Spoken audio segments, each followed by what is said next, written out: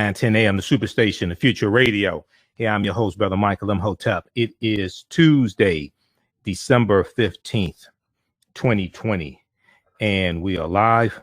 Hope everybody's doing well today. Well, it's been a very busy day once again. We have a jam-packed show again today. A lot going on in the news. We see there's an update in the Ahmaud Arbery case coming out of Georgia. New video appears to contradict suspect's account. New video appears to contradict suspect's account. This new body camera video. CBS News reported on this on December 15th, as well as thegrio.com. We'll talk about that. A new video has surfaced in the killing of the 25-year-old African-American man gunned down in February. The new video casts doubts on one suspect's version of what happened. Okay, so we'll discuss that. And then we see once again in Georgia, we see that a record number of people turned out for the first day of early voting in the two U.S. Senate races there in Georgia, the runoff Senate races. We see 40,000 more people showed up on the first day of the Georgia Senate race runoff. 40,000 more people showed up to vote than showed up for the first day of early voting in the November 3rd, 2020 election. Okay, so we'll talk about, we'll give you an update on what's going on there. Georgia shows off for big first day of early voting in Senate runoff races. And these Senate runoff races are critical to determining which party controls the U.S. Senate, whether it's going to be Republicans who control the U.S. Senate and Mitch McConnell be in control of the U.S. Senate, or whether it's going to be Democrats and Senator Chuck Schumer.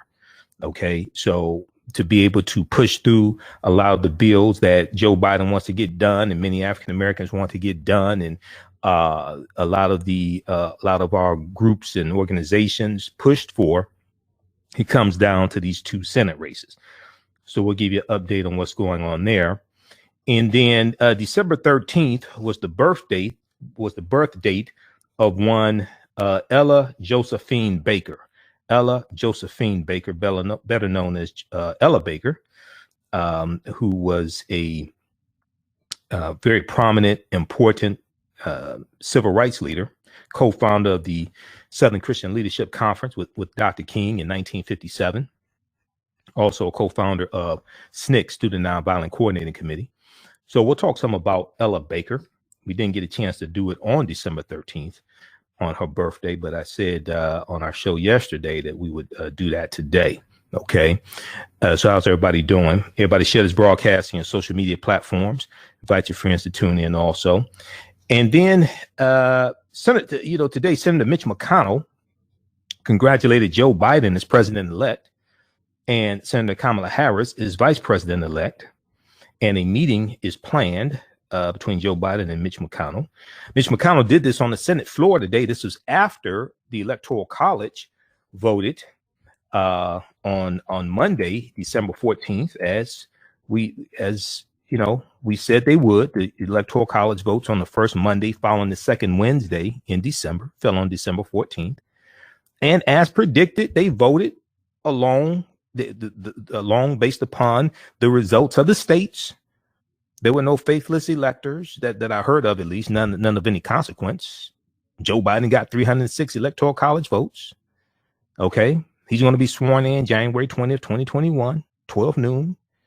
Donald Trump's going to get on a little plane and go off, and next day there'll probably be indictments and lawsuits and all different types of things like that. So we'll talk a little bit about Senator Mitch McConnell as well. And then on our show, let's see, Monday. So Monday, December 14th, was the birth date of Hal Williams, We talked about it here on the show.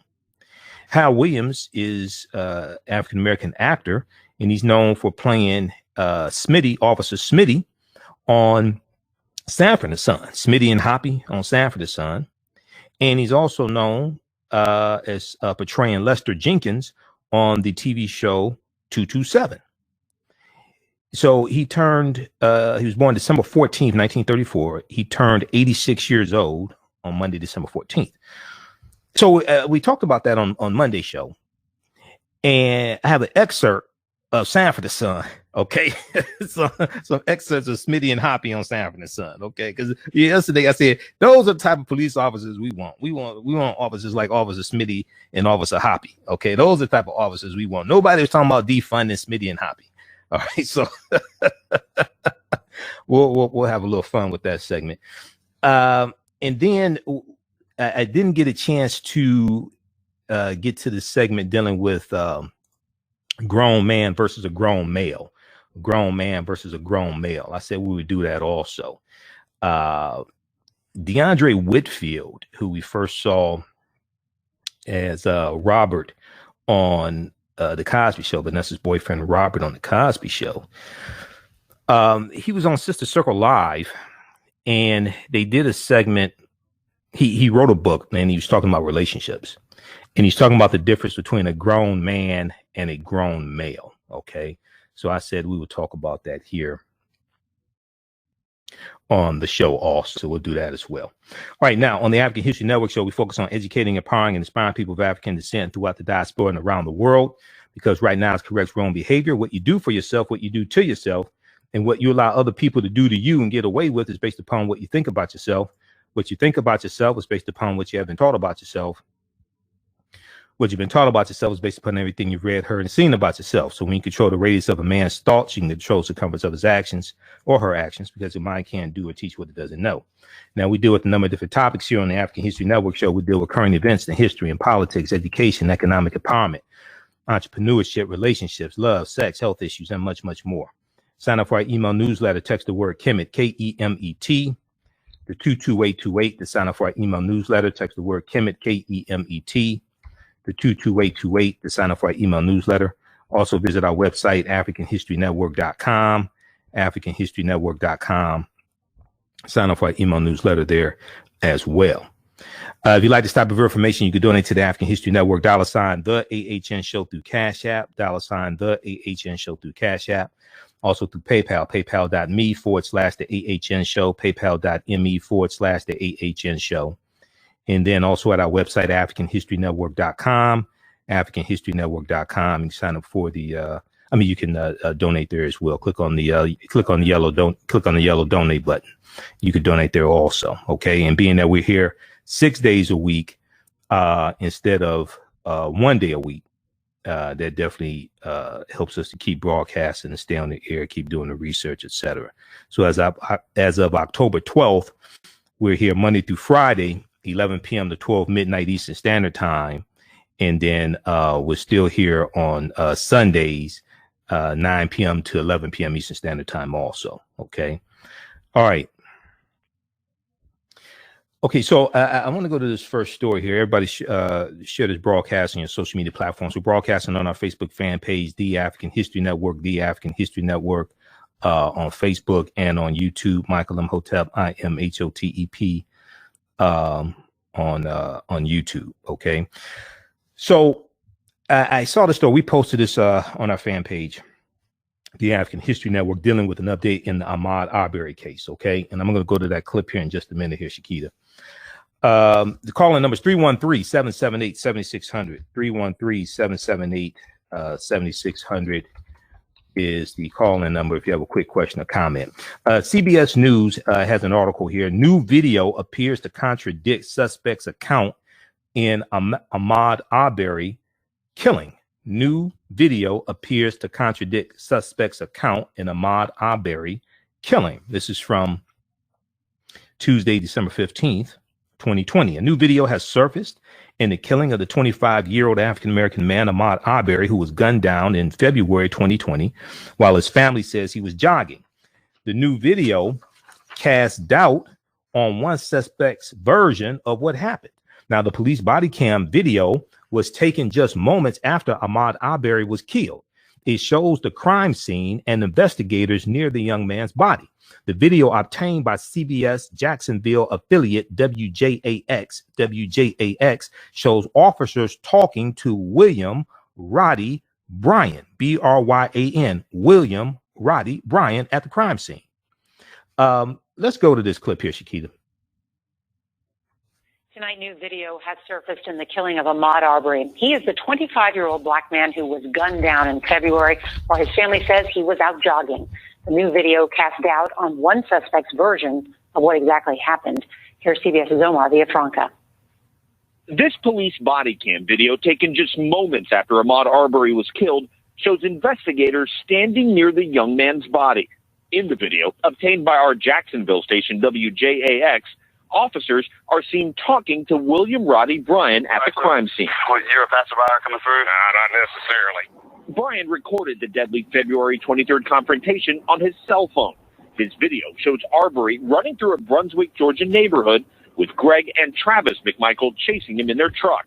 It ends with Arbery shot and killed by Travis McMichael.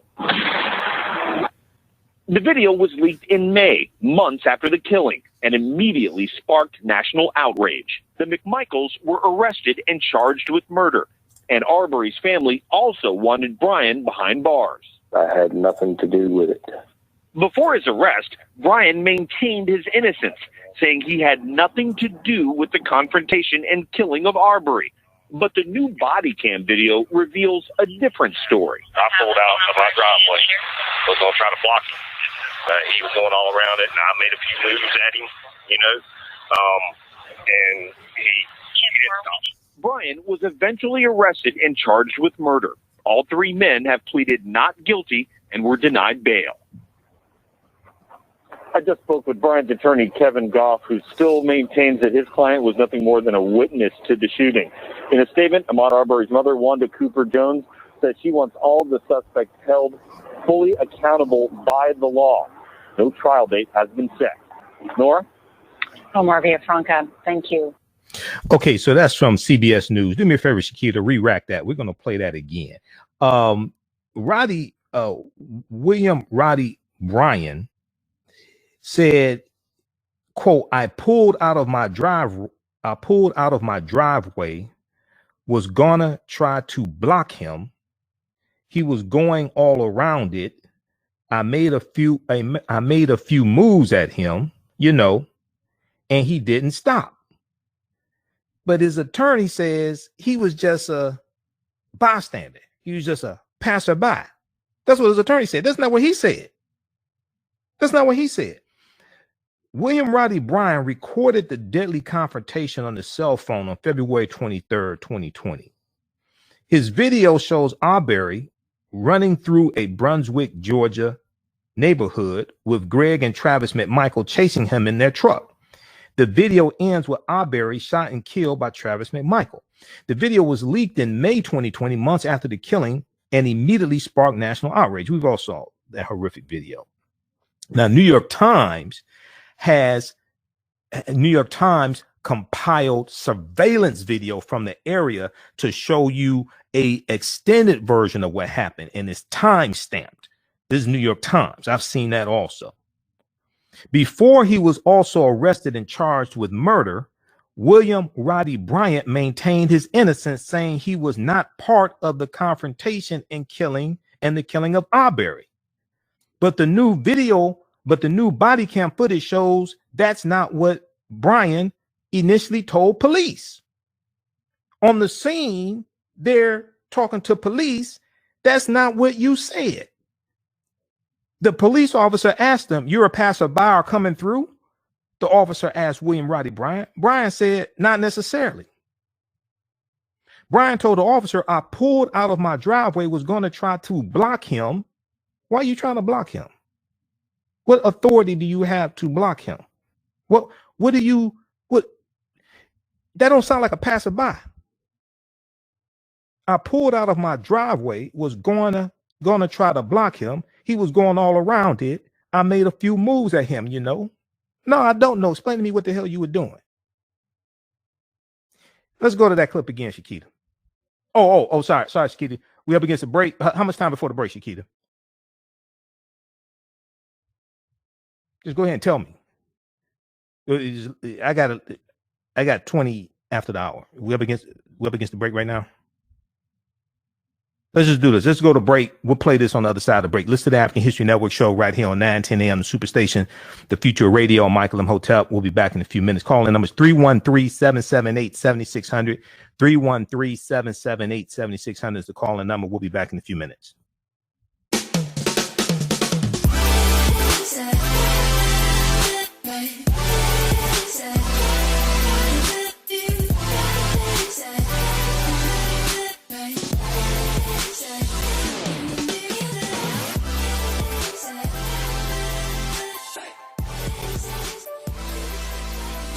Visit 4glossygirls.com. That's the number 4glossygirls.com, and follow them on Instagram at 4glossygirls. Do you have an idea or business that requires app development or thinking of moving your IT resources to the cloud? We have post-paid and profit-sharing plans for unique ideas or profitable businesses. Who can take advantage of this unique program? Entrepreneurs with unique ideas, startups, small to medium businesses. Contact us 267-209-0352. Visit nomadicsystems.net, nomadicsystems.net today. Are you ready for a black economy? Well, the role of economics in the development of civilization is a brand new documentary that will set on a new path of knowledge and enlightenment. The film gives viewers a snapshot of economic history from the dawn of civilization right up until today. The underlying theme of the film is interrelationship between the three essential components of economics, politics, and culture. How people together the brightest and most prolific minds in the fields of psychology, history, business, and politics, such as Dr. Leonard, Professor James Small, Dr. Malvo, Dr. Zahi Hawaii, and Jab Osazi, and more.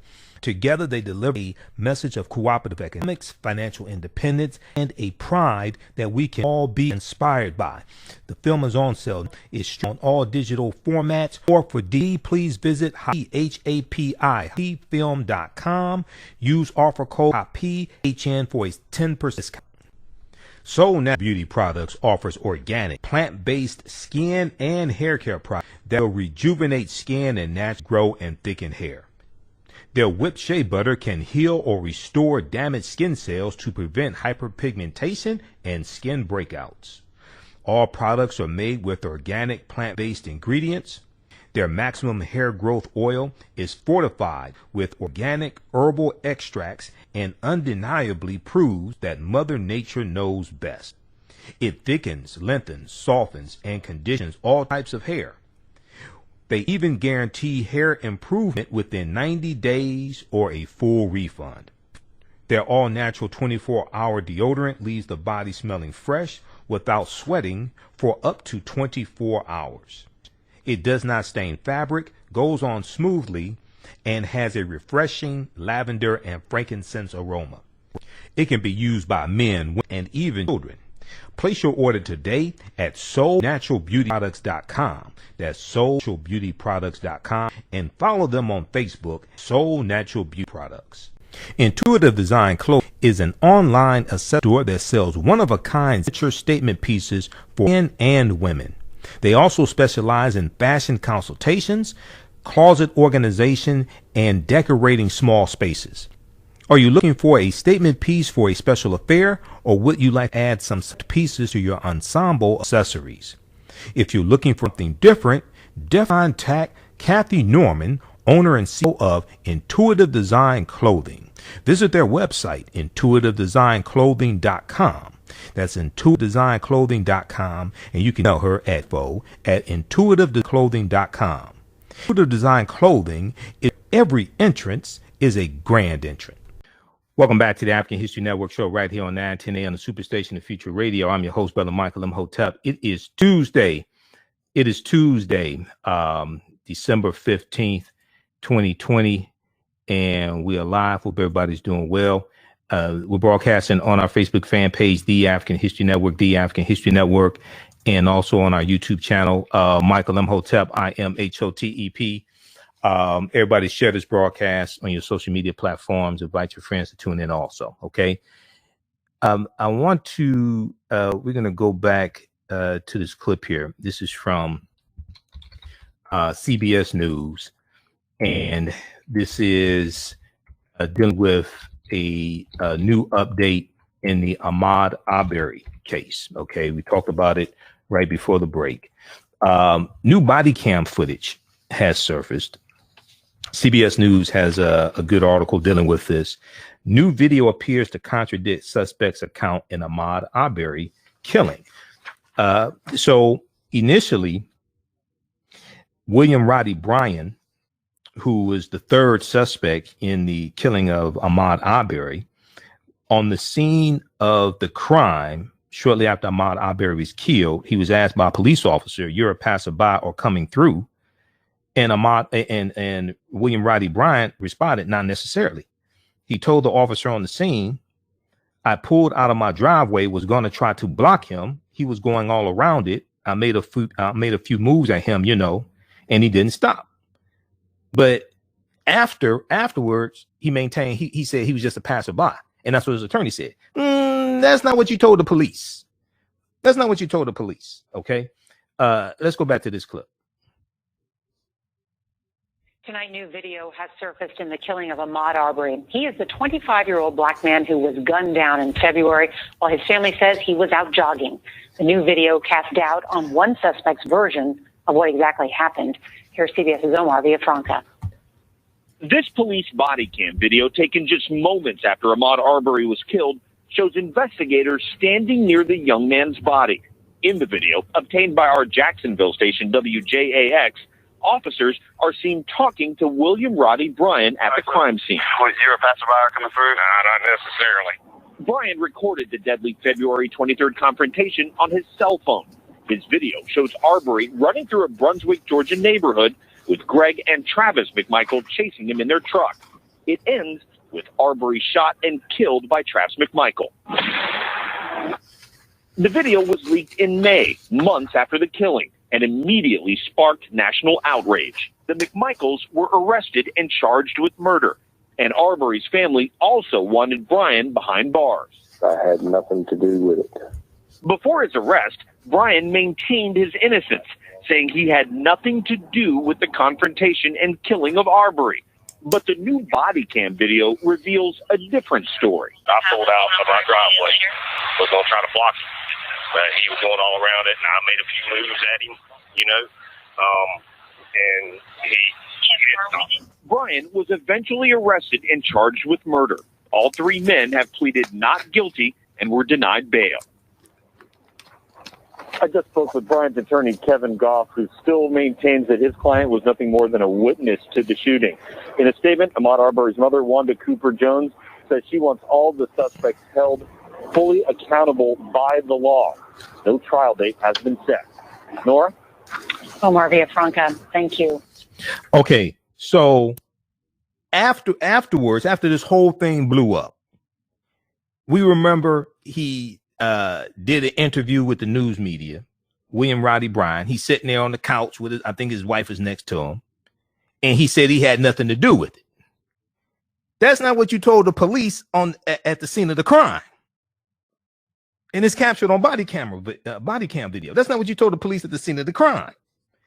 His attorney is saying he's just a passerby. That's not what you told police. So either you were lying then or you lying now. Which one is it? So we'll stay on top of this. Check out this article here from CBSnews.com. New video appears to contradict suspect's account in Ahmaud Arbery killing.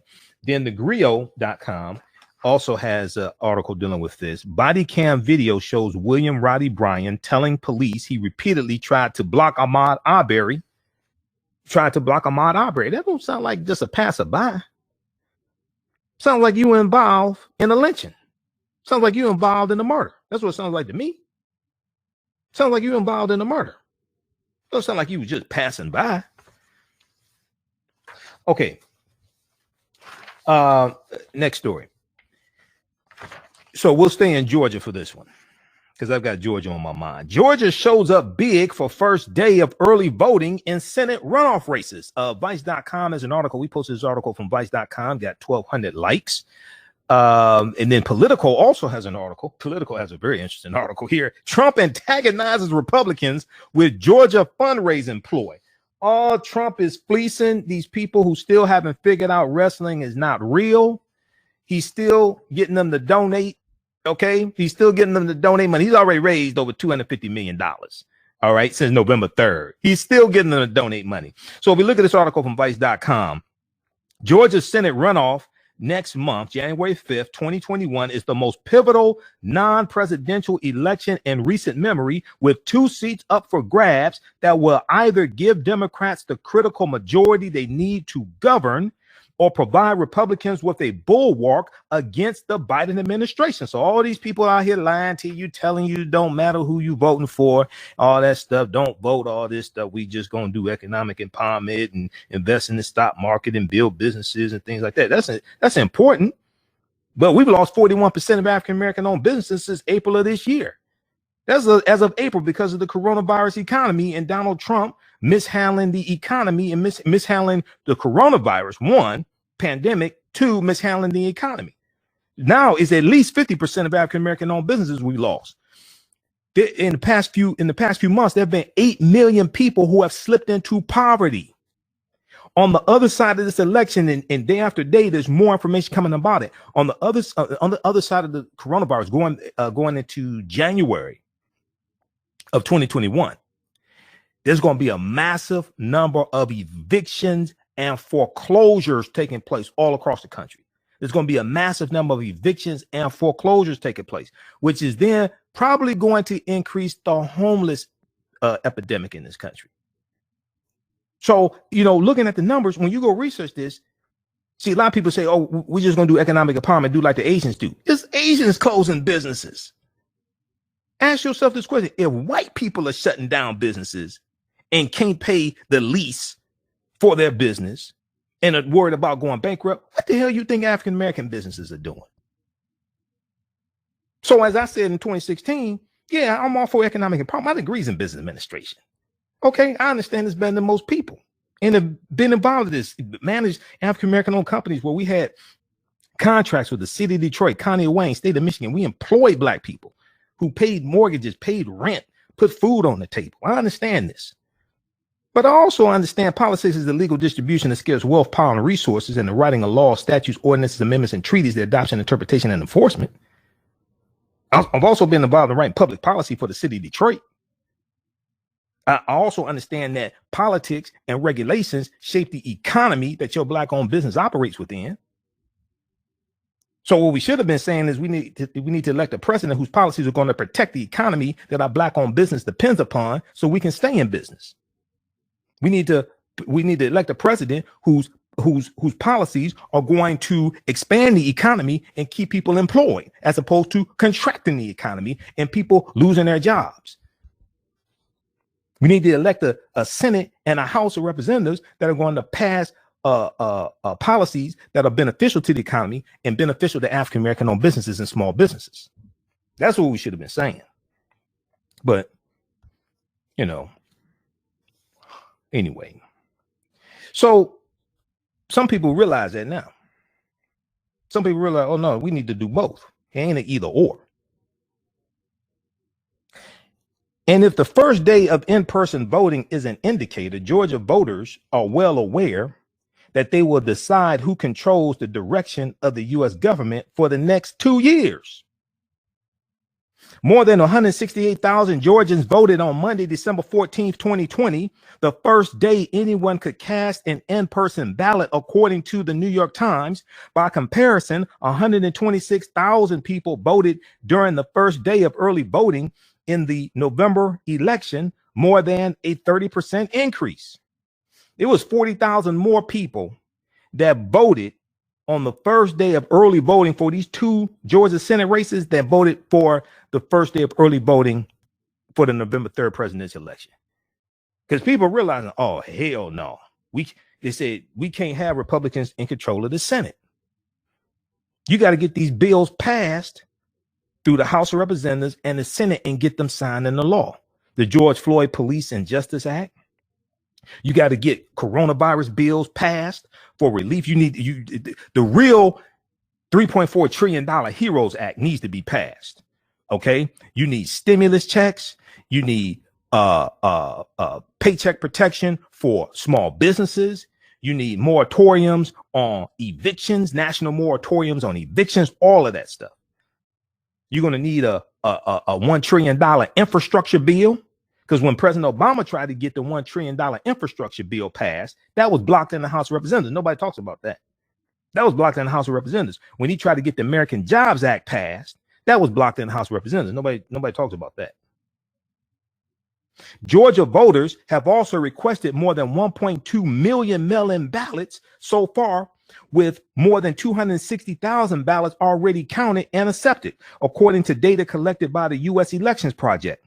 That means that combined with in-person voting, more than 400,000 people have already cast their ballots, with more than 2 weeks remaining until the January 5th election day. Now, Joe Biden was in Georgia today campaigning for Reverend Raphael Warnock and John Ossoff, okay, to win those 2 Senate seats in Georgia.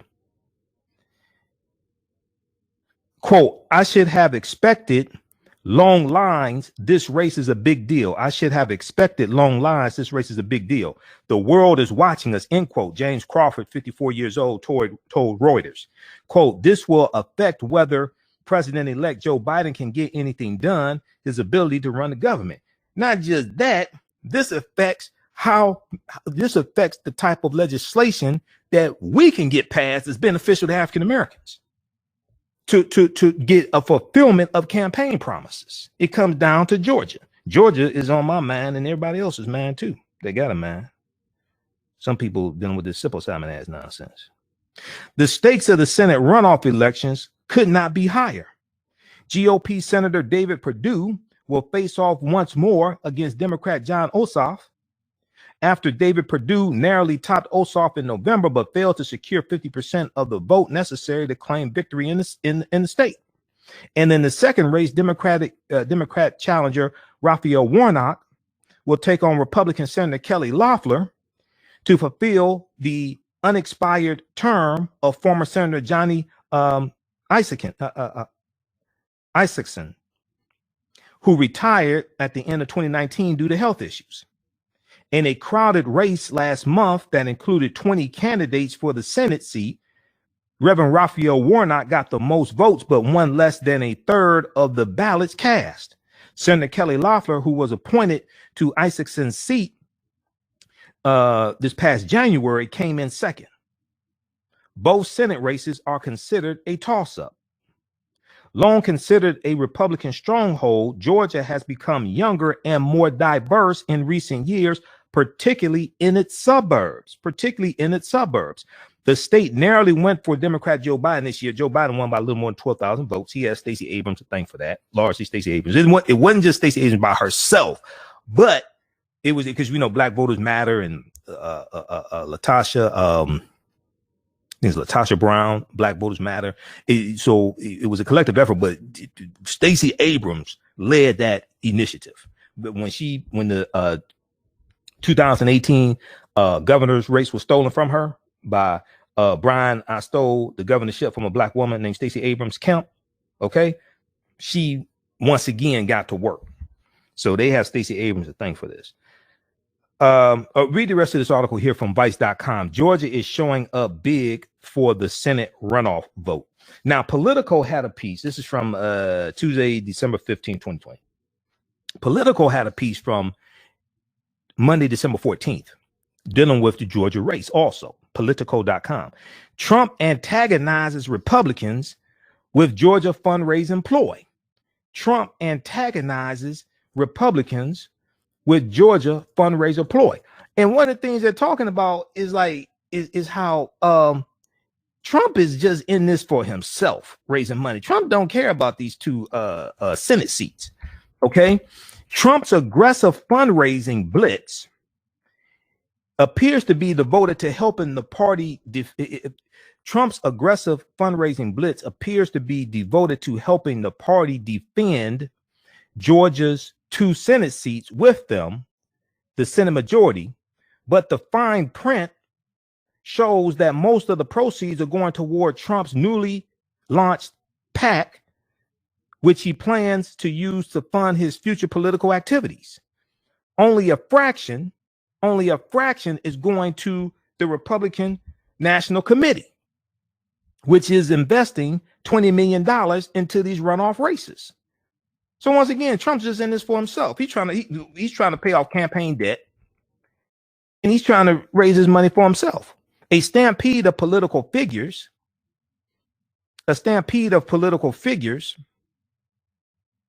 from both parties are emailing their donors with links to donate directly to the Georgia candidates, but the president is not among them. Trump's fundraising ploy has rankled senior Republicans who worry small dollar donations are being redirected away from the runoffs, away from these 2 Senate runoff races. The National Republican Senatorial Committee has reached out to the White House and the RNC, Republican National Committee, to express its concern and to question the decision, according to 2 people familiar with the discussions. They say, hey, look here, man, you up here raising this money, but they ain't going to these Senate races. What are you doing with the money? Who you trying to help? The predicament has intensified broader concerns within the GOP that Trump will use the post-presidency to advance his own interests at the expense of the party. Trump has spent the last few weeks battering a pair of Republican governors who have not backed up his claims, his false claims that the presidency is being stolen from him. No, you just lost. Potentially imperiling their 2022 re-election prospects. He has repeatedly said Georgia's election system is rife with fraud,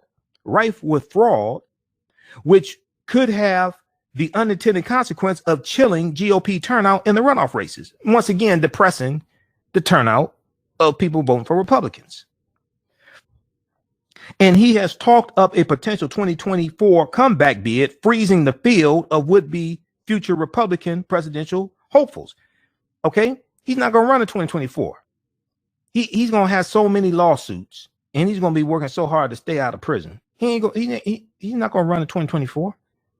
And as soon as he announces he's going to run, everybody's going to say, "Where your taxes? You got to show us your taxes. You ain't going to be no. You can't run again and not show us your taxes. You ran that for 5 years before." And if he runs 2024, he's still going to say, "I'm under audit." And people gonna say, wait a second, you said you were under audit in 2015. You've been under audit for 9 years. What the hell are you doing? What kind of criminal enterprise are you running? You've been under audit for 9 years. You can't show us anything. So he's talking now. He's not gonna run again. Okay. 313-778-7600 is the calling number. If you have a question or comment, 313-778-7600 is the calling number. If you have a question or comment, I'm going to show this here on the screen share for those watching on Facebook and YouTube. We have any callers? Shakita, let me know. 313-778-7600 is the calling number if you have a question or comment. Let's look at this here. So it says President Donald Trump couldn't make it any clearer. He needs his supporters to fork over cash for the all-important Georgia Senate runoff elections. Quote, "We must defend Georgia from the Dems," he wrote in one recent text message. "I need you to secure a win in Georgia," he said in another text message. "Help us win both Senate races in Georgia and stop socialist Dems," he pleaded a few days later. Okay. Now, there's just one hitch.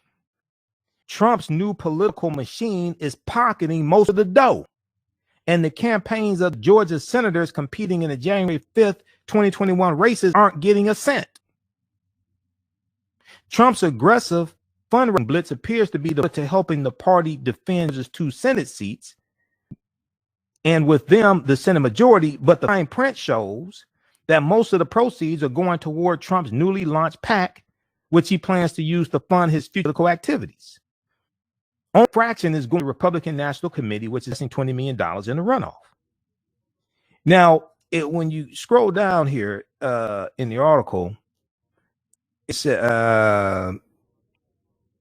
says when donors click on Trump's emails and texts, they are directed to a site that just donations of anything from $5 to $2,000. Okay. Now we have the dummy that donated $2.5 million to Trump super wants his money back. Okay. He's asking for it. He realized wrestling is not. When donors click, we'll go to the phone line in just a minute. You in just a second. When donors click on Trump's emails and texts, they're directed to a site that urges donations of thing from $1 to $2,800. Lower down on the page, it notes 75% of each donation goes to Political Action Committee of America, up to the first $5,000. So up to the $5,000, 75% of what you get goes to the Super PAC America, Trump Super PAC. This is saying pimping ain't easy. Yes, it is. When you got this like this, it's easy. 20% then goes to the Republican National Committee, which paid for recent visit to the state. Donors who give even more money can have their directed into a Trump legal fund or other accounts benefit RNC, regardless of the amount given. None goes directly to the Georgia candidates. So what he's tweeting, look at this. This is the con he's running. This is the con he's running. Okay, he's tweeting, we've got to win the Georgia. Let me scroll back up. This is what he's tweeting. He's tweeting, we must defend Georgia from the Dems. I need you to secure a win in Georgia. Help us win, but both Senate races. Help us win both Senate races in Georgia and stop so then. That's what he's tweeting. When you donate based upon the tweet, that ain't where the money's going. Oh my God. Let's go to the phone lines. Let's go to Carl, line 1. Carl, welcome to the African History Network show. Tell us where you're calling from, Carl. We have Carl on the line. Yes, hello. Yeah, Carl, welcome to the African History Network show. You're on the air. Tell us where you're calling from. Thank you for sharing all this knowledge. Yes, I'm glad Donald Trump is doing what he's doing. I hope he sticks to the Republican Party like he's been doing. They know what's going on. Yep. I'm glad you're going to hit them with that money. Mm-hmm. You hit them with that money, they're going to run away from them.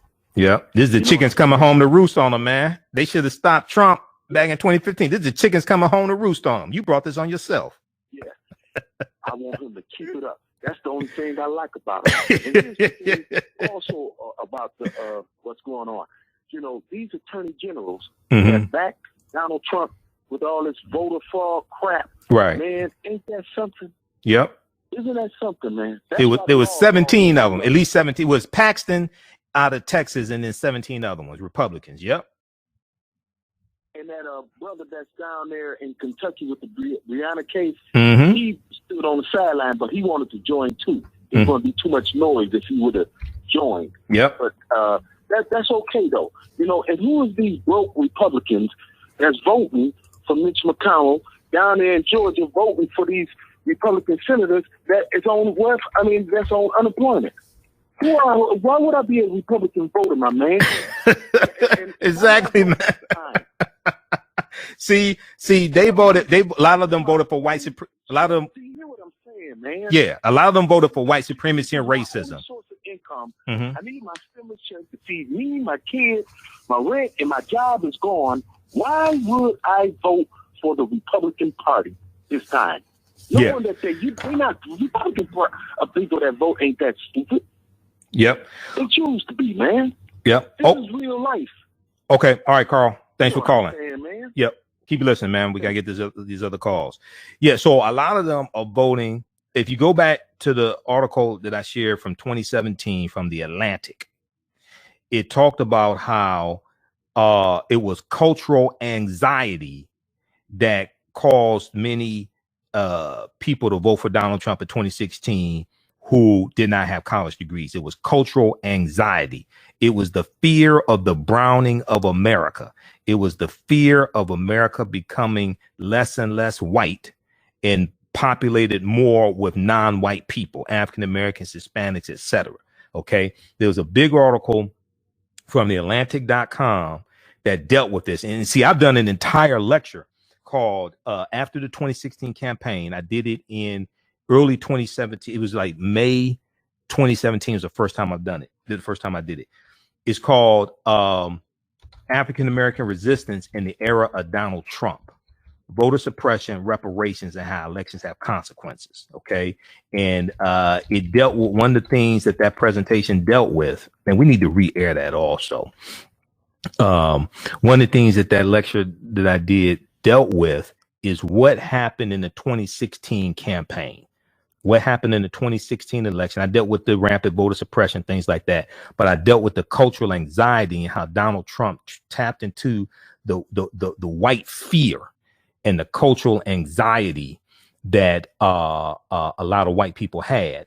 Okay, and he's playing them. Okay, Donald Trump never cared about poor white people, working class white people, anything. Only people he cares about is himself and his billionaire donors. Sheldon Adelson and his family, Robert Mercer and his family. Robert Mercer was a donor to the Trump campaign before Sheldon Adelson. Robert Mercer. So you got to connect the dots, right? Robert Mercer was the main financier of Breitbart News. Okay. Robert Mercer is a white supremacist, anti-civil rights. I think it was the New Yorker magazine has a huge article on Robert Mercer. Robert Mercer was a financier of the Trump campaign early on in 2015, but he was the main financier of Breitbart News. Okay, you look at when you look at Steve Bannon, and we'll go to Deborah in just a second here. When you look at Steve Bannon was running Breitbart before he went over to run the Trump campaign. Okay.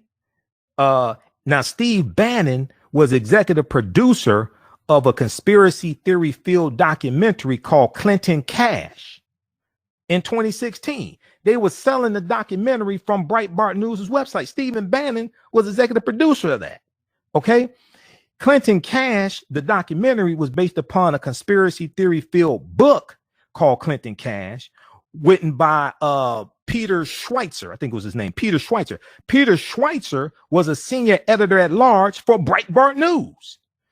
Kellyanne, all these people are connected. Kellyanne Conway, little lying ass Kellyanne Conway was running Robert Mercer's family super PAC before she went to the Trump campaign. David Bossie, another one, running the Mercer family super PAC before he went to the Trump campaign. When you start connecting the dots of all these people, they're connected and they go back to Robert Mercer. But most people don't even know who Robert Mercer is. Mercer was financing Breitbart. All this stuff is connected. Okay. Speaking of connected, let's connect to Deborah. Deborah, line 2. Welcome to the African History Network show. Tell us where you're calling from, Deborah. Hi. How you doing? Hi, I'm doing very well, and you? I'm all right. Go ahead. We only got about a minute left. 1 or 2 minutes. Go ahead. Okay. I'm talking about the ballots. We're going back and find all the ballots from every poll place and take them and put them in different parts, just put them on different places so you can count them. You'll find that there are more ballots that were voted, were counted that should not have been counted. And if we get back, what are you talking about? All the ballots have been counted and they've all been certified by all 50 states. What are you talking about? Indeed, so. So therefore, you'll find out that there has been. You find out exactly where the fraud is. What are you talking about?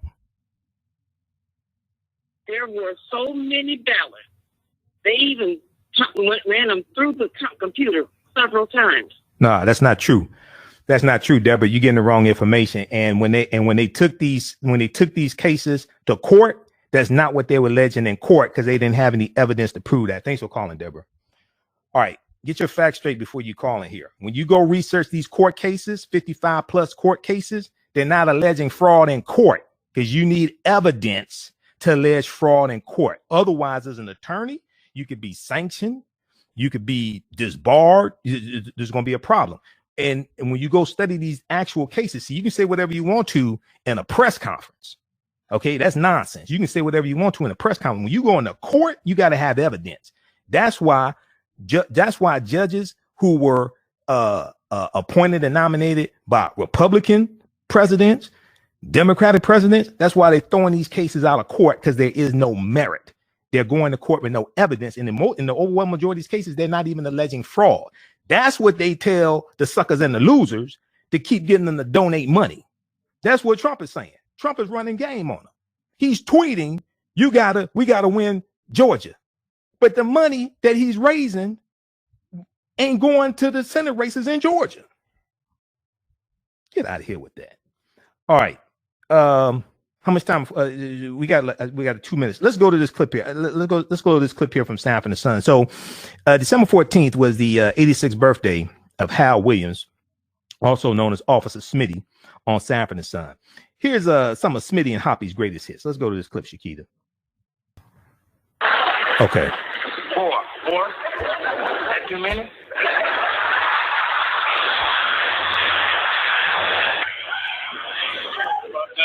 No, that's it. Are they colored? Yeah, white.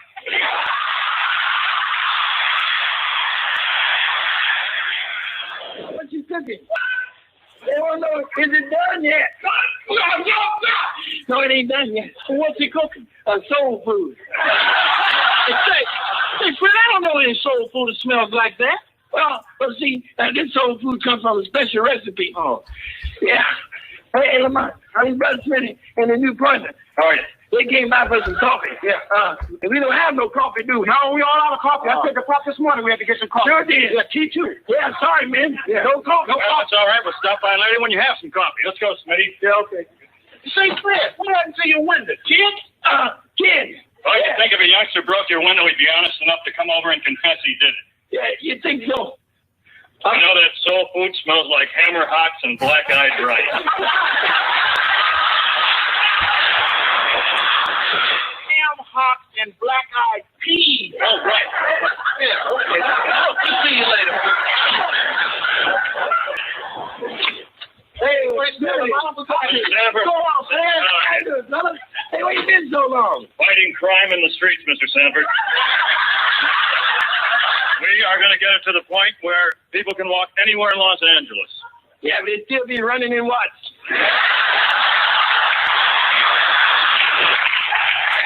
Hey, is that the little man of mine? Yeah, this is Jason. Hey, Jason, come over here, man. You're not scared, are you? No, don't be scared, Sonny. Man in blue is a friend to you. Man in blue, get your foot off there. Oh. Okay, pause it right there, Shakita. We got to get out of here. Pause it right there. Is the establishment of an atmosphere of mutual trust between the official and the minor in question. All right. Pause the clip right there, Shakita. We got to get out. We have to get out of here. Okay. We're going to continue this discussion on our social media platforms, our Facebook fan page, The African History Network, The African History Network on Facebook, and Michael Imhotep on YouTube.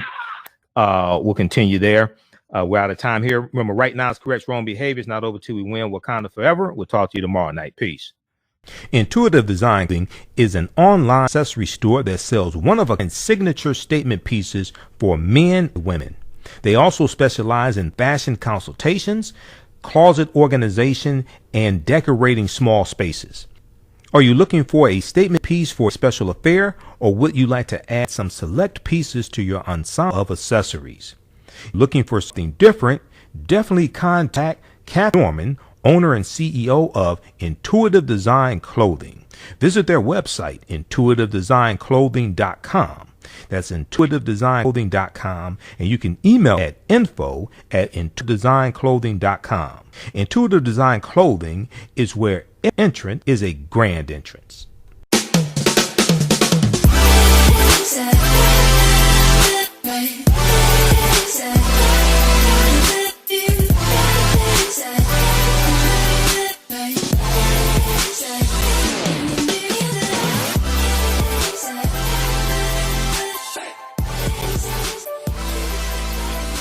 Visit 4glossygirls.com. That's the number 4glossygirls.com, and follow them on Instagram at 4glossygirls.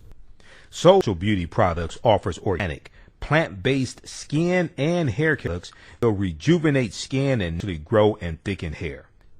Their whipped shea butter can heal or restore damaged skin cells to prevent hyperpigmentation and skin breakouts.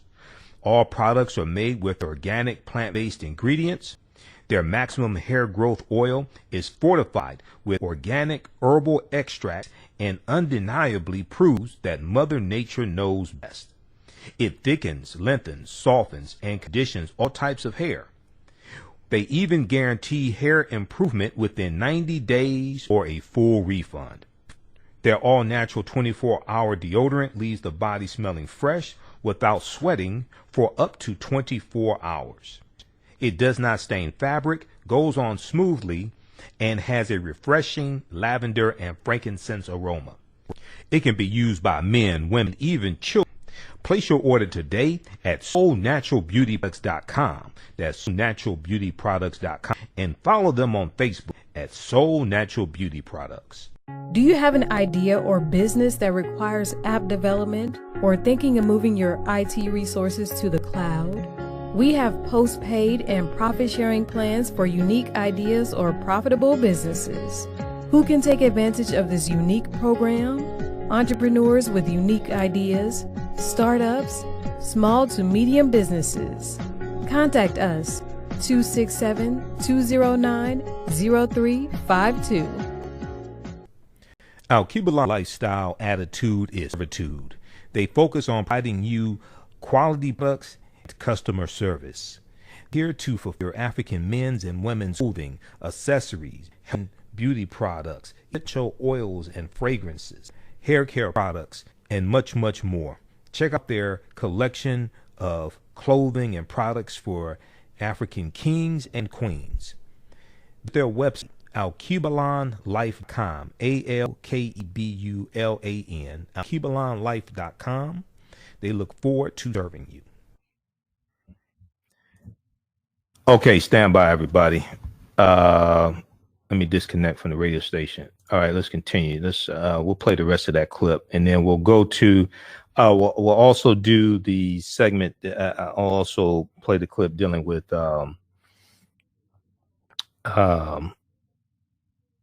grown man versus grown male. We'll play that also. Let me cue this up here from. This was on YouTube. I found this. This was from Sanford Son. And let's see here. So I posted on, and we're going to talk about Ella Baker also. Okay. I posted on Facebook and our Instagram page, Michael M. Hotep on Instagram. I posted about Hal Williams. Okay. His birthday was December 14th. And let me find this clip here. So he turned 86 years old. He's born December 14th, 1934. Hal Williams. He's best known for his recurring roles as police officer Smity on Sanford Son, 1972, 1976. And then also as the patriarch Lester Jenkins on the TV show 227, opposite of Marla Gibbs, okay, on 227. He was the husband, and that originally aired from 1985 to 1990, and also for his role as Sergeant L.C. Ross in Private Benjamin in 1980, the movie Private Benjamin with Goldie Hawn. All right, let's go back to this clip. We'll go back to the beginning of this clip here. So, so this is the episode where Fred fakes the robbery. This is the episode where Fred fakes the robbery. Okay, he destroyed Lamont's porcelain collection and lied and said it was a robbery. So now he's giving a fake police report to the officer. So this is Officer Smith and his other partner Swanee, the other white guy Swanee. Okay, let's go to this clip. SANFORD, period. And you were in the house and you were attacked and robbed. How many men were there? How many did I say? Four. Four? That too many?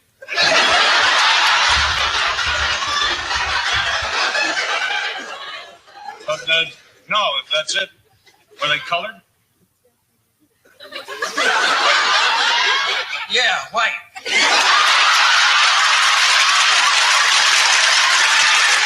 They want to know what you cooking. What? They want to know, is it done yet? No, stop. No, it ain't done yet. What's he cooking? Soul food. Hey, say, Fred, I don't know any soul food that smells like that. Well, see, this soul food comes from a special recipe. Oh. Yeah. Hey, Lamont, his brother Smity and his new partner. Oh, yeah. They came by for some coffee. Yeah. We don't have no coffee, do we? No, we all out of coffee. I said this morning we had to get some coffee. Sure did. Yeah, teacher. Okay, so I think this was the first episode with Officer Hoppy. Okay, Hopkins, Officer Hoppy. Yeah, sorry, man. Yeah. No coffee. No Well, coffee. it's all right. We'll stop by later when you have some coffee. Let's go, Smitty. Yeah, okay. Say, Fred, what happened to your window? Kids? Kids. Well, Yeah. you'd think if a youngster broke your window, he'd be honest enough to come over and confess he did it. Yeah, you think so? You know that soul food smells like hammer hocks and black-eyed rice. That's ham hocks and black-eyed peas. Oh, right. Yeah, okay. Look, we'll see you later. Hey, Wait, Smitty. what's happening? Sanford. What's going on, Fred? How you doing, fellas? Hey, where you been so long? Fighting crime in the streets, Mr. Sanford. We are going to get it to the point where people can walk anywhere in Los Angeles. Yeah, but they still be running in Watts.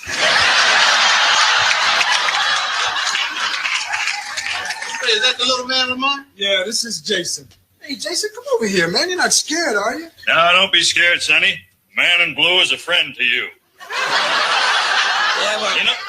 man in blue, get your foot off there. Oh, sorry. Okay, let me pause it right here for a quick second. So this is the episode, The Kid. This is the episode called The Kid. I have all 122 episodes of Sanford Son on DVD. So I know all the episodes. This episode is called The Kid. It's a 10-year-old kid who Lamont met on his junk route, and he ends up at Sanford Son, ends up at their house, and he's playing around, and he doesn't want to go home. Okay, everybody share this broadcasting and social media platforms. We'll go back to this clip here, then we'll talk about Ella Baker as well. We'll give you an update on what's going on with coronavirus also, and we'll do with that last segment, grown man versus grown male. Tammy, how you doing, Tammy?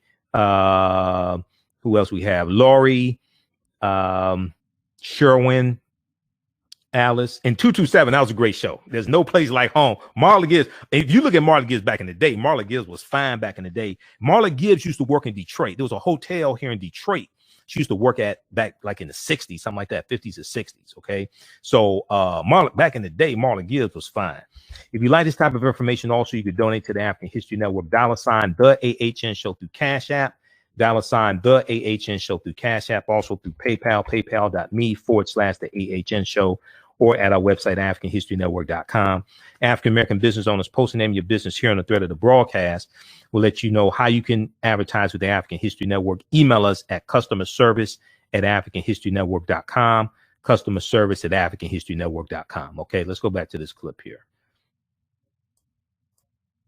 Now, don't be scared, Sonny. Man in blue is a friend to you. Yeah, well, You know? man in blue, get your foot off there. Oh, sorry. You know, in the lawman-juvenile relationship, the primary consideration is the establishment of an atmosphere of mutual trust between the official and the minor in question.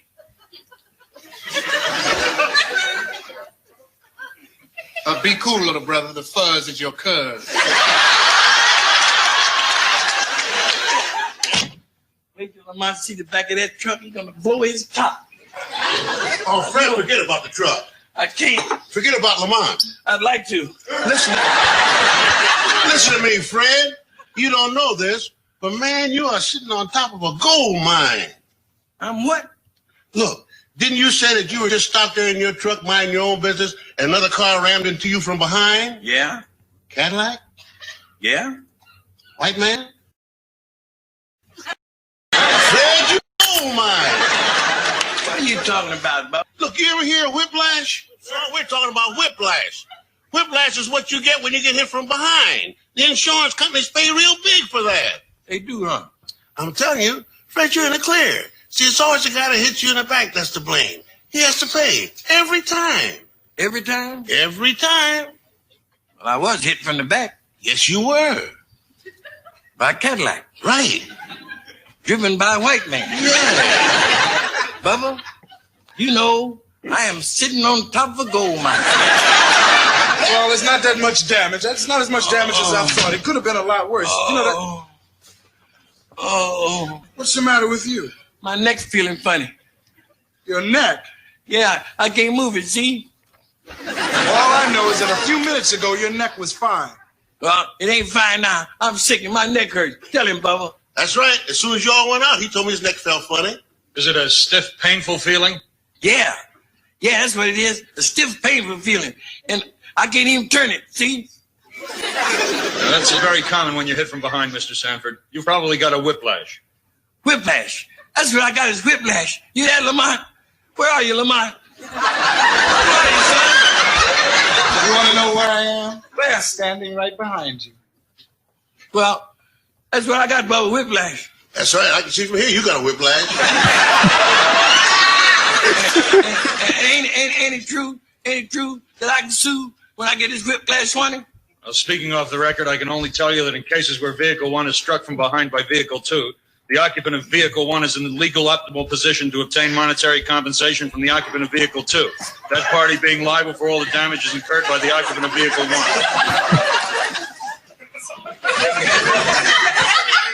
So they all looking at each other. Sitting on top of a gold mine. See, lady, there's been a big mistake.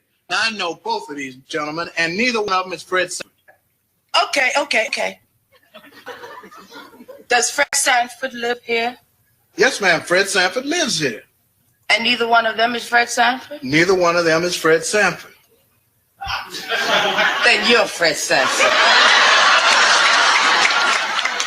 No, lady, I'm not Fred Sanford either. You sure? I'm sure. And I can attest to that, madam. This is Officer Smith. As fine a man as we have on the force. Well, if you're not Fred Sanford, and neither one of them is Fred Sanford,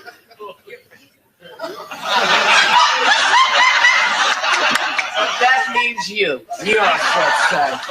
Oh, no, madam. I couldn't be Fred Sanford. She thinks I'm of the Caucasian persuasion.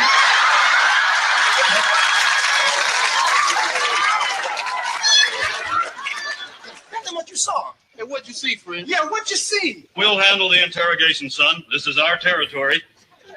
What did you see? Okay, so this episode, Julio's house was burglarized.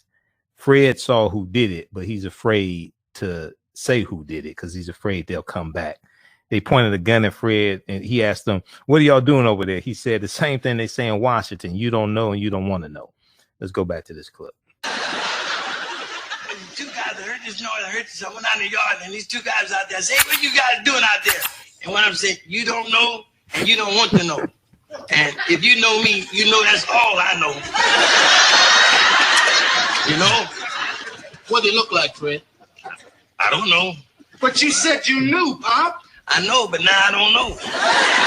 Come on, Fred, tell us. Now, if there's a gang operating in the neighborhood, next time it could be you, you know?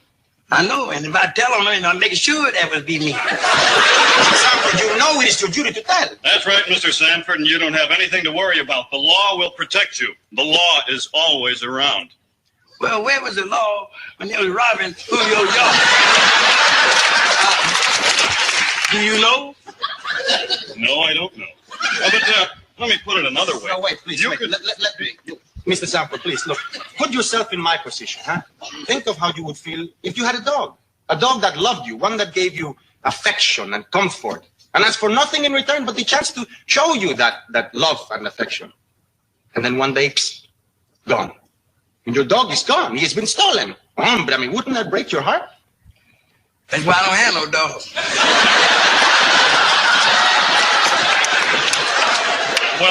Well, let me put it another way, Mr. Sanford. You'd be doing those criminals a favor by turning them in. A favor? That's right.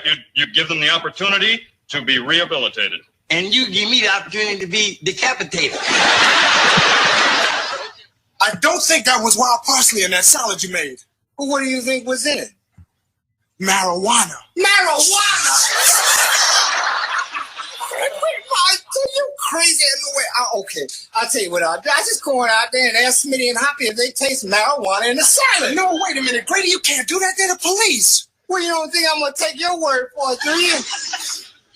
You don't have to, Grady. Now, just about everybody knows that one of the main side effects of using marijuana is the hungries or the munchies. Now, what we got to do, see, is we got to go out there, and if Smity and Hoppy are still hungry, then that means it was marijuana. If they're not, it wasn't. Now, come on. All right.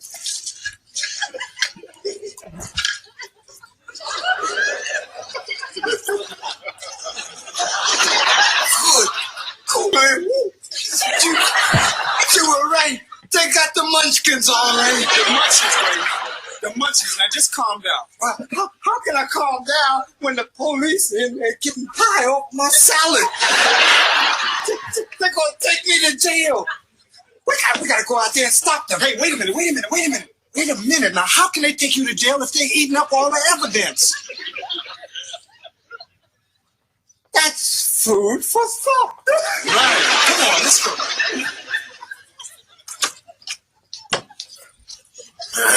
Hey, how you fellas feel? I mean, how's the food? Oh, yeah? But wait a minute. Oh, goodness, it didn't even finish up this little bit right here. Oh, come on, don't leave anything in the bowl. Hey, don't worry about me, Grady. I'm so hungry I can eat a porcupine and his mama. I can eat anything. You just did. You Wexford, get rid of them fast. All right, so we'll pause it right there. We'll post this link here. This is Sanford Son, the best of Smity and Hoppy and Swanee from JMT Flicks on YouTube. So you can check this out. All right, there's some more, but for the sake of time, we'll move on. Okay, so happy birthday, Hal Williams. Let's do an update here on coronavirus. Then we'll go to Ella Baker. Then we'll do a grown man versus grown male, and we'll talk about grown man versus grown male also Wednesday on 9:10 a.m. Superstation when we're live on the air, so people can call in as well. Okay, if you want to. So when we look at deaths in the U.S. for coronavirus, they're topping 301,000 as of Tuesday, December 15th, 2020. As the deaths from the coronavirus topped 301,000 in the United States, a large-scale campaign to vaccinate Americans went on for a second day, with more frontline healthcare workers receiving the vaccine across the country. At the same time, an FDA report, Food and Drug Administration report, said Moderna's COVID-19 vaccine candidate is highly effective ahead of an FDA advisory committee vote later this week on whether the vaccine should be given emergency use authorization, as Pfizer's vaccine was last week. Final FDA authorization could come as early as Friday. Now, this comes as more than 109,000 people were hospitalized in the U.S. on Monday, December 14th. That's a record, I think. 109,000 people hospitalized across the U.S. because of COVID-19. The CDC predicts that the death toll could soar as high as 362,000 people by January 2nd, 2021. We're at 301,000 right now. We see that the FDA today also authorized the first home test for COVID-19 that does not require a prescription. Okay. The company behind the test said the test will be sold in drugstores and patients will be able to swab their noses at home, run the test, and find out the results in as little as 20 minutes. Now, at the top of the show, we talked about, and I posted an article from NBC News. Senator Mitch McConnell on the U.S. Senate floor congratulated Joe Biden as president-elect and Senator Kamala Harris as vice president-elect. And the meeting is planned. Biden said Biden said he had spoken with Senator Majority Leader Mitch McConnell, and the two agreed to get together soon. Quote, while we disagree on a lot of things, there are things we can work together on. End quote, Biden said. He went on to say, we agreed, we get together sooner than later, end quote. Now, on the Senate floor, Mitch McConnell acknowledged for the first time that Biden had been elected and congratulated President-elect Vice President, congratulate President-elect Biden and Vice President-elect Kamala Harris. Biden campaigned in Georgia also today, as I said earlier.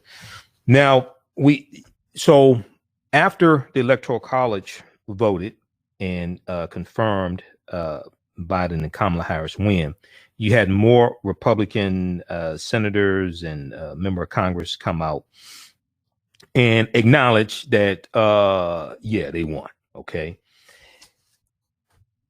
And you're going to see more do it also.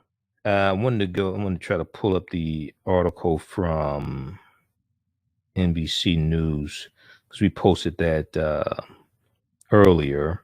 Got 1,400 likes. McConnell congratulates Biden on his victory as more Republicans abandon Trump's fight. McConnell congratulates Biden on his victory as more Republicans abandon Trump's fight. After weeks of delay, the top Republican in the Senate, Mitch McConnell, acknowledged on Tuesday that Joe Biden will be the next president following an Electoral College vote that officially certified his win on Monday. So you're going to see more Republicans fall in line, especially Republican senators. You're going to see more of them fall in line behind this. And now, on a conference call with Republicans on Tuesday, McConnell and other GOP leaders warned senators against objecting on January 6, 2021, when Congress holds a joint session to have the results from each state counted, multiple sources told NBC News. Without an objection, the counting requires no action from Congress. But if a formal objection citing a specific concern is submitted in writing, which has happened twice, once in 1969 and again in the year 2005, then each chamber would vote. Now, Senator Mitch McConnell told his colleagues that it would be a, quote, terrible vote for Republicans because they would then have to oppose the objection and it would be viewed as voting against Trump. Senate Majority Whip John Thune, a Republican from South Dakota, also informally took the temperature of GOP senators prior to the call, trying to see if any of them are considering objecting to the election results. One senator said, quote, in the end, at some point, you have to face the music, Senator Thune told reporters on Monday, saying it was, quote, time for everybody to move on, end quote, after Electoral College settled the vote. Okay, so check out this article here. You can read the rest of it from NBCnews.com. McConnell congratulates Biden on his victory as more Republicans abandon Trump's fight.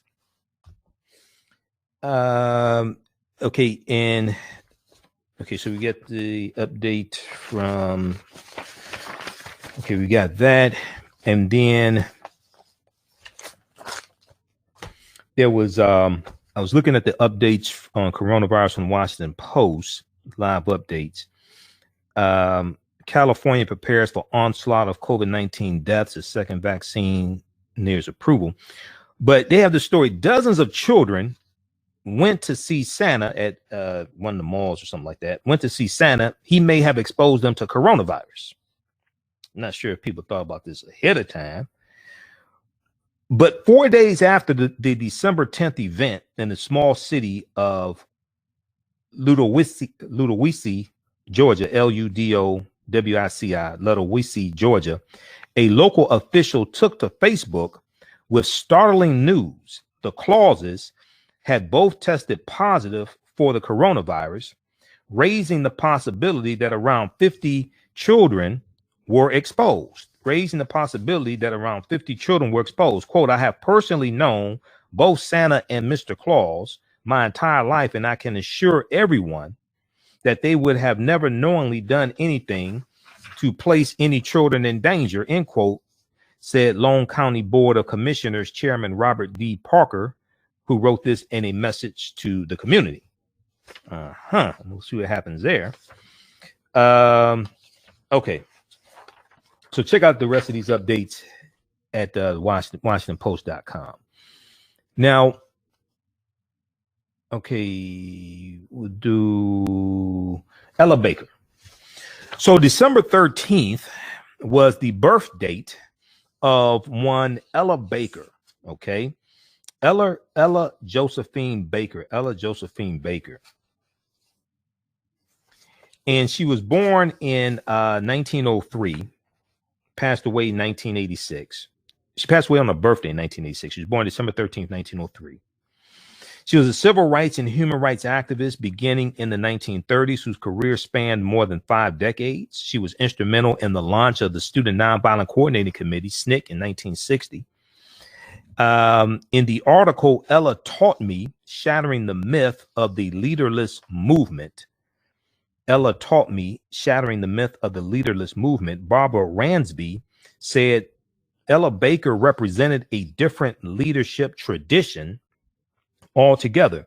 She combined the generic concept of leadership, quote, a process of social influence in which a person can enlist the aid and support of others in the accomplishment of a common task, end quote, and a confidence in the wisdom of ordinary people to determine their problems and imagine solution. Ella Baker helped everyday people channel and congeal their collective power to resist oppression and fight for sustainable, transformative change. Now, according to this piece from the Zen Project, the Zen Education Project, zenedproject.org, ZINN. According to this piece, they say the best book to read about Ella Baker is entitled Ella Baker and the Black Freedom Movement, A Radical Democratic Vision by Barbara Ransby from UNC Press, came out 2005. Ella Baker and the Black Freedom Movement, A Radical Democratic Vision by Barbara Ransby. Now, if we look at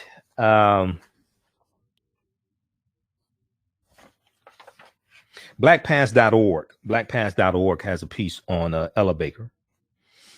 And it says, through her decades of the work with the National Association for the Advancement of Colored People, the NAACP, and later SNCC, Student Nonviolent Coordinating Committee, Ella Baker emerged as one of the most important women in the civil rights movement. Ella Baker was born on December 13th, 1903 in Norfolk, Virginia. After grammar school, her mother enrolled her in Shaw University in Raleigh, North Carolina. She graduated as the valedictorian of both her high school and college graduating classes. The college valedictorian honor was all the more remarkable because she worked her way through high school. She worked her way through high school. She worked her way through school as a waitress, okay, and chemistry lab assistant, as a waitress and chemistry lab assistant. Now, Ella Baker graduated from Shaw University with a Bachelor's of Arts degree in June of 1927. After graduation, Ella Baker moved to New York City, where she became a waitress and community organizer involved in radical politics. Later, in 1927, she became a journalist for the American West Indian News, By 1930, she was named office manager of the Negro National News. In 1930, Ella Baker and George Schuler, Schuyler,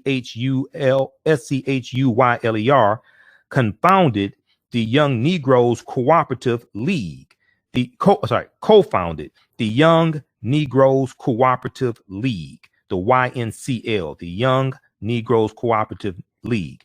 She was the organization's first secretary treasurer and chairman of the New York Council. In 1931, Ella Baker became the Young Negroes Cooperative League's national director.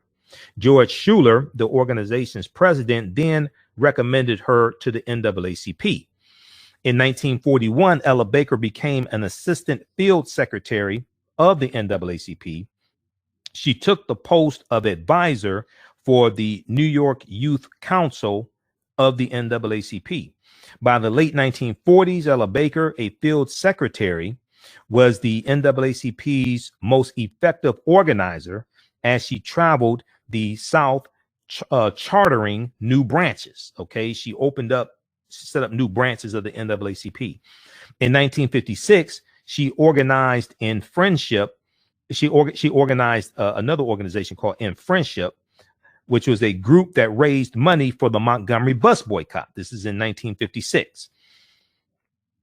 Years of work among young people, both inside and outside the NAACP, led Ella Baker to her assignment to coordinate a conference to provide direction for the rapidly emerging sit-in movement that began on February 1st, 1960 in Greensboro, North Carolina. February 1st, 1960 in Greensboro, North Carolina. In April of 1960, Ella Baker organized a conference at her alma mater, Shaw University, which led to the establishment of the Student Nonviolent Coordinating Committee, SNCC. Although she never joined SNCC, Ella Baker arranged and coordinated sit-ins for the new civil rights organization. Now, SNCC is actually going to come out of SCLC, Southern Christian Leadership Conference. Ella Baker helped to co-found the SCLC in 1957, along with Dr. King and others. She told the youth, the college students with SNCC, to stay independent of SCLC. Okay, stay as an independent organization. Now, Ella Baker continued to organize students involved in political activism through the 1970s. In recognition of her work, she was awarded a doctorate of letters from the City College of New York in May 1985. Ella Baker died on her birthday on December 13th, 1986, at the age of 83. Okay, so check out this piece from blackpast.org, blackpast.org, PAST, on Ella Baker. And her birth name is Ella Josephine Baker. Just a second here. Ella Josephine Baker. So I looked at the King Institute. King Institute at Stanford University. The King Institute has an entry also on Ella Josephine Baker. kinginstitute.stanford.edu. And now Ella Baker and Dr. King didn't get along oftentimes. And Ella Baker is going to end up leaving the SCLC, Southern Christian Leadership Conference, because she was passed over for a permanent leadership position in the SCLC. Because now I've talked about this before. A lot of the civil rights movement was led by African-American male Protestant ministers, okay, and reverends, things like this, pastors. And many of them were chauvinists. Many of them were sexist, okay? And Dr. King was one of them. Now, this is not an attack on Dr. King. People who study Dr. King know this. Dr. King did not think, and John Lewis has talked about this also, okay? There was a piece on MSNBC. It was John Lewis and Diane Nash. I forgot exactly which one this was, but John Lewis has talked about this. So Dr. King did not think that women should have permanent leadership positions in the movement. And Ella Baker was passed over for a permanent leadership position in SCLC, and she ended up leaving the organization. But yeah, so a lot of the movement was led by African-American male Protestant ministers, things like this, and many of them were sexist. So rejecting Martin Luther King Jr.'s charismatic leadership, Ella Baker advised student activists organizing the Student Nonviolent Coordinating Committee, SNCC, to promote, quote, group-centered leaders, end quote, group-centered leaders, rather than the leader-centered style she associated with Dr. King's Southern Christian Leadership Conference, rather than the leader-centered style she is associated with the SCLC. Now, it was this grassroots leadership that Ella Baker credited for the success and longevity of the movement. Quote, you see, I think that, to be very honest, the movement made Martin rather than Martin making the movement. This is not a discredit to him. This is, to me, as it should be. Okay. So she's saying that you can't have these movements led by charismatic leadership, one person. It needs to be a group-centered movement. It needs to be group-centered leadership. So if the charismatic leader, something happens to them, the movement doesn't get derailed. It's not focused on one person. It's not focused on personalities. Let's see here. In let's see. I'm gonna skip over some of the stuff that's redundant. So Baker joined the NAACP in 1952 as president of the New York. She joined again in 1952 as president of the New York City branch in 1956, along with Stanley Levison and Bayard Rustin, co-founded in friendship the organization founded to provide aid to local movements in the South, including the Montgomery bus boycott. In January 1958, Ella Baker moved to Atlanta to organize SCLC's Crusade for Citizenship, a campaign to help enforce voting rights for African-American citizens. She ran SCLC's Atlanta headquarters, and after executive director John Tilley, Tilley, resigned in April 1959, she filled in until a permanent director was hired the following year. In addition to her criticism of SCLC's organizing philosophy, Ella Baker also experienced conflicts with her male colleagues. Andrew Young described Ella Baker as a, quote, determined woman, end quote, a determined woman. And he went on to say, quote, the Baptist Church had no tradition of women in independent leadership roles, and the result was dissatisfaction all around, end quote. So he's talking about the sexism that existed within the civil rights movement coming from African-American men towards African-American women. This is Andrew Young, who was there talking about the sexism in the movement. Now, following the February 1960 sit-ins in Greensboro, North Carolina, Ella Baker and Dr. King called a conference of student activists at Shaw University. The result of this April 1960 meeting was a student-led organization known as SNCC, Student Nonviolent Coordinating Committee. Already serving in an advisory capacity to the growing student movement, Ella Baker left SCLC in August of 1960. In addition to continuing her involvement as an advisor to SNCC, Ella Baker served as a consultant to the Southern Conference Education Fund, throughout the mid-1960s and helped organize the Mississippi Freedom Democratic Party. She returned to New York in the late 1960s and remained active in the civil rights struggle until her death in 1986. Okay. So check out this piece here from, we're going to post this link here. This is from the King Institute at Stanford University. kinginstitute.stanford.edu. kinginstitute.stanford.edu. This is an entry for Ella Josephine Baker. Ella Josephine Baker. Okay, so happy birthday to Ella Baker, December 13th. She was born in 1903, passed away in 1986. All right, let's see. So the article that I referenced, but I showed you, but didn't give you the name of it. This is going back to talking about the article from The Atlantic, dealing with what happened in the 26 campaign. Working class white people for Trump. It was cultural anxiety that drove white working class vote Trump. It was cultural anxiety that drove white working class voters to Trump. This is May 2017 from TheAHNShow.com. This is an extensive article that breaks this down.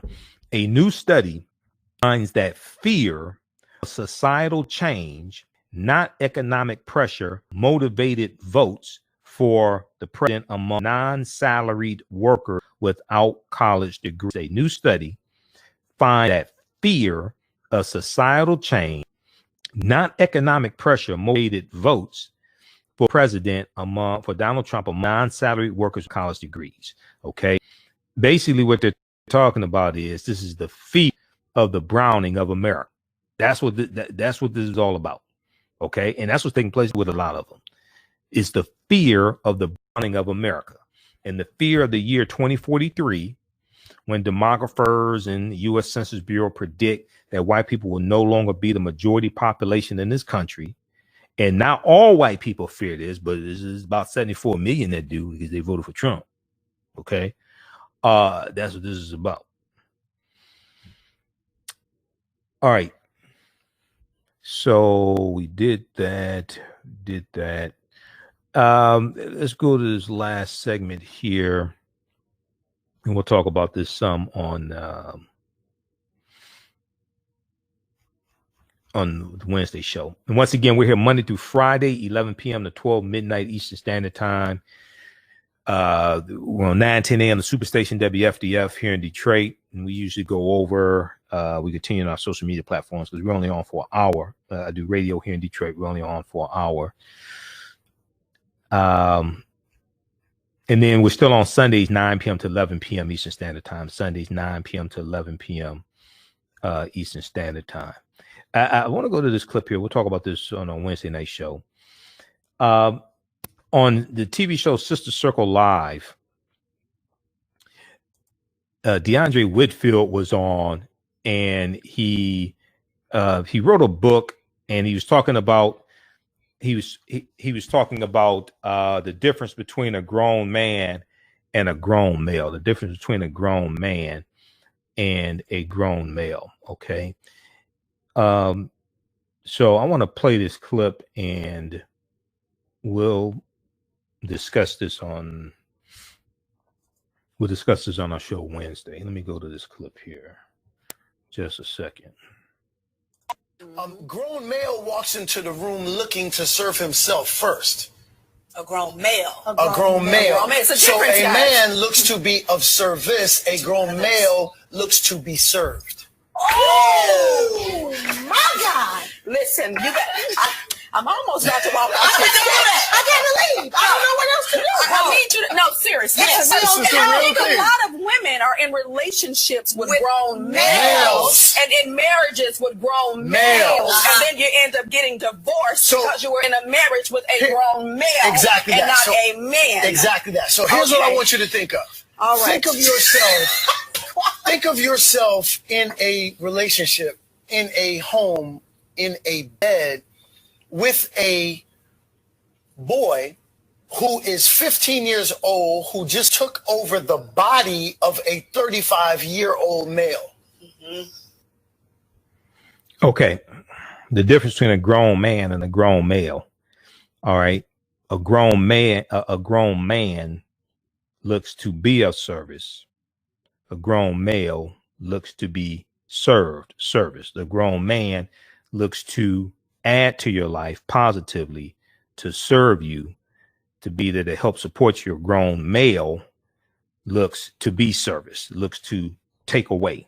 Okay. So that's what he's talking about. Very interesting. I agree with him. Very interesting. Let me know what you think. You can post your comments here. Also, we posted the link. Now that's part of, that's like a 1-minute excerpt of a overall the full clip. The full interview is about 8 minutes. Okay, so we'll share some of that on our Wednesday night show. All right. Hey, visit our website, AfricanHistoryNetwork.com, AfricanHistoryNetwork.com. All of my DVD lectures are there. My digital downloads also. We have a recommended reading list of about 70 books. You can read articles I've written also. I need to articles. I haven't written articles in maybe. Email us at customer service at AfricanHistoryNetwork.com, customer service at AfricanHistoryNetwork.com. We'll let you know how you can advertise with the African History Network. We run your commercial when we rebroadcast these shows. We can create a video commercial or you can send one to us. And then also in the audio podcast version of these shows, we're on 9 different audio podcast platforms. Your commercial will be there as well. Okay. So we have a few more spots left. Email us at customerservice@africanhistorynetwork.com. We re-air shows and broadcasts throughout the day on our social media platforms also. Okay. On our Facebook fan page, The African History Network. The African History Network on Facebook. All right. So email us at customerservice@africanhistorynetwork.com. Let's see here. All right, so that's going to do it for us. We got to get out of here. Remember, at the African History Network, we focus on educating, empowering, and inspiring people of African descent throughout the diaspora and around the world. Because right now, it's correct wrong behavior is not over till we win. Wakanda forever.